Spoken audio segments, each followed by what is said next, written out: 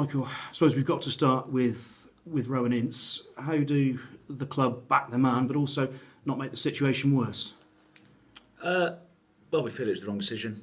Obviously, the FA have put the new sanction on, which we'll be responding to later on today. It's about all I can say, really.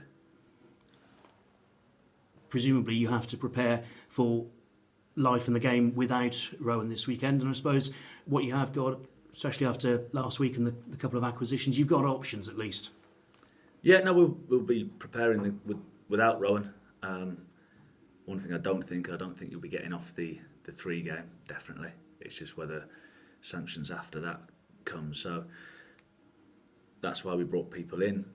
So we did have competition for places. We did have cover because we were thin on the ground. So not luckily, but we got the players in that we wanted, and they'll probably get an opportunity now. Are you expecting any more business? Have you even got the budget to be able to strengthen? I don't know. I don't do the maths. I just ask for the players. So I'm not expecting anything before the game on Saturday. I mean, people talk about discipline, and you could go on to it all you wanted about the players, but I mean, what happened on Saturday? They're all freak incidents, aren't they? Which you just can't plan for, and you know, from my aspect, it doesn't seem like it was out of temper in any circumstance by the players. I think at some point we've got to move on now. The referees the game's gone. So we were disappointed by the referee's performance, but we've commented on that after the game. So the players got told on Tuesday, it's got to get put to bed now. Because we can wallow on, we were unlucky, we were harshly done by. We're not going to get any more points back. We've lost the game. So we've started the season with no points and no goals. They're the facts. So it's a case of moving on now, first home game, and trying to spin it into a positive. And that's the focus now. And Scunthorpe in a similar situation to yourselves, so they'll come just as hungry as you'll be. Yeah, they'll have been obviously. You're always disappointed to lose your first home game. Swindon were excellent on the day. I will give them that.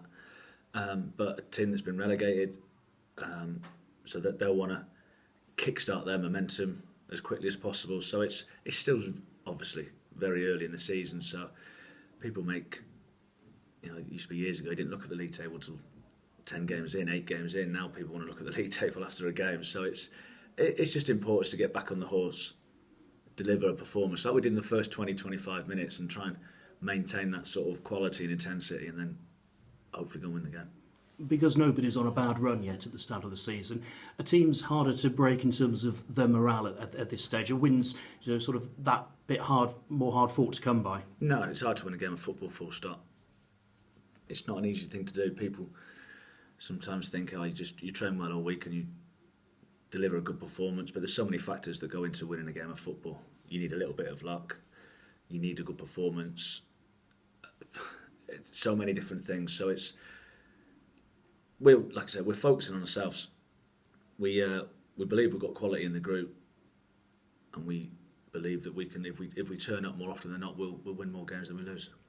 How much more settled after being here a week now are Gavin Riley and Jake Doyle-Hayes? Well, it's still early days. It's they've done 2 days training since the game on Saturday, so you're just trying to constantly drip feed information. They've been in the classroom a couple of times, just trying to understand how we want them to play and roles and responsibilities that we want in and with and without the ball.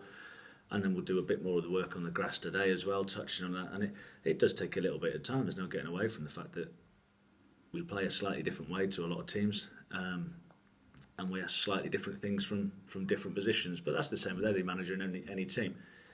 There's many, many different ways to play a 4-4-2. There's many, many different ways to play a 3-5-2.